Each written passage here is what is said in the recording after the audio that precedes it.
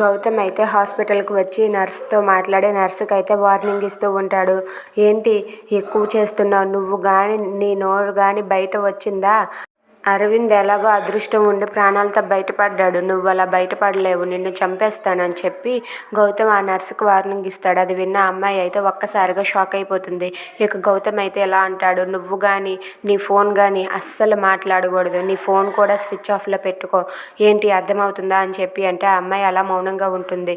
నీతో ఇలా కాదు అని చెప్పి మత్తుమందు ఉన్న కర్చీఫ్ని తీసుకొని వచ్చి తన ఫేస్ మీద అయితే పెట్టేస్తాడు. ఇక ఆ అమ్మాయి అయితే స్పృహ కోల్పోయి అలా గౌతమ్ చేతిలో పడిపోతుంది. గౌతమ్ అయితే ఆ నర్సు అమ్మాయిని, స్పృహ కోల్పోయిన అమ్మాయిని అయితే ఒక రూమ్లోనికి తీసుకుని వెళ్తాడు. ఇక ఎవరైనా చూస్తున్నారా లేదా అని చెప్పి చుట్టూ చూస్తూ ఆ అమ్మాయిని అయితే ఒక రూమ్లో పెట్టేసి ఆ అమ్మాయి నోటికి ప్లాస్టర్ వేసి తన చేతులు కాళ్ళు కట్టేసి తన ఫోన్ను కూడా తీసుకొని తన ఫోన్ని స్విచ్ ఆఫ్ చేసేస్తాడు. ఇక ఇదంతా చేస్తూ చుట్టూ ఎవరు చూడటం లేదు కదా అని గమనిస్తూ ఉంటాడు. ఇక ఆ అమ్మాయి అయితే స్పృహ కోల్పోయి అక్కడే అలా పడిపోయి ఉంటుంది. ఇంతలో గౌతమ్ ఇలా అనుకుంటూ ఉంటాడు, నా భార్య మళ్ళీ కోసం నేను ఏమైనా చేస్తాను అని చెప్పి తనలో తానైతే అనుకుంటూ ఉంటాడు. If you like this video please like, share and subscribe. Thanks for watching.